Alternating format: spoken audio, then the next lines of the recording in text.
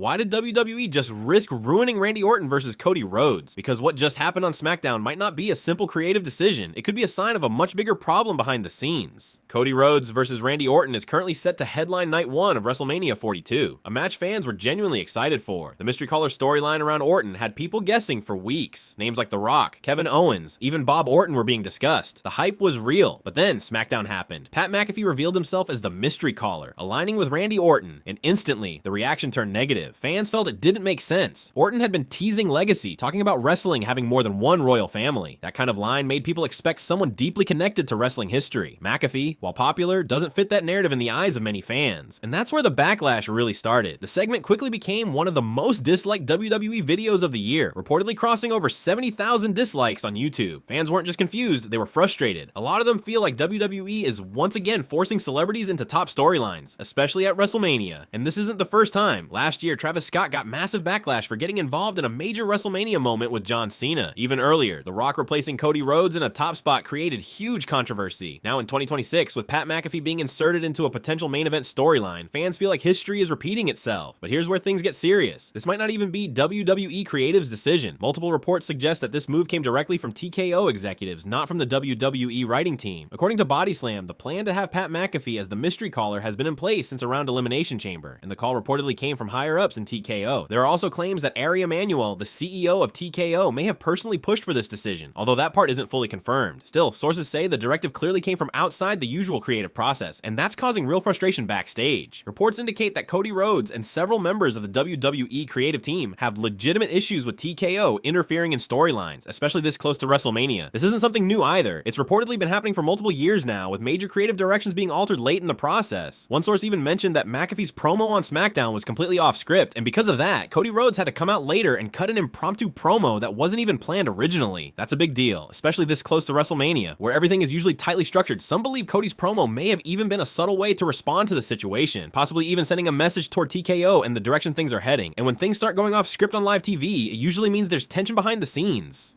The reasoning from TKO's side is also interesting. Reports suggest that TKO sees Pat McAfee as a major star and believes that bringing in big names, especially those with mainstream appeal, can help drive more viewers and boost ticket sales for WrestleMania 42. There's also the ESPN deal in play, where the first hour of each WrestleMania night will be broadcast on linear TV, meaning they want recognizable faces to attract a wider audience. From a business perspective, it makes sense. But from a wrestling perspective, fans aren't buying it. A lot of fans feel like these celebrity additions are hurting the storytelling, especially when they are inserted into major feuds that were already working on their own. Cody versus Orton didn't need an outsider. The story was personal, it had history, it had depth. Adding McAfee into it has made it feel less serious to some fans. And that's where the real divide is. On one side, you have TKO focusing on growth, visibility, and mainstream appeal. On the other side, you have WWE, creative and fans who care more about long-term storytelling and payoff. And right now, those two sides don't seem to be fully aligned. If this continues, it could lead to even bigger problems. Not just fan backlash, but internal issues within WWE creative as well. Because when writers feel like their plans can be changed at any moment by executives, it becomes harder to build consistent stories. And with WrestleMania 42 just around the corner, this is the worst possible time for that kind of chaos. The biggest concern now is simple. Has WWE just hurt one of its biggest matches of the year by making a last-minute decision? Or is this all part of a bigger plan that will pay off in the end? Because right now, fans are not convinced. And if the reactions stay this negative, WWE might have to rethink how much influence TKO should really have over creative decisions. So the question is TKO actually helping WWE grow, or are they slowly ruining what made it work in the first place?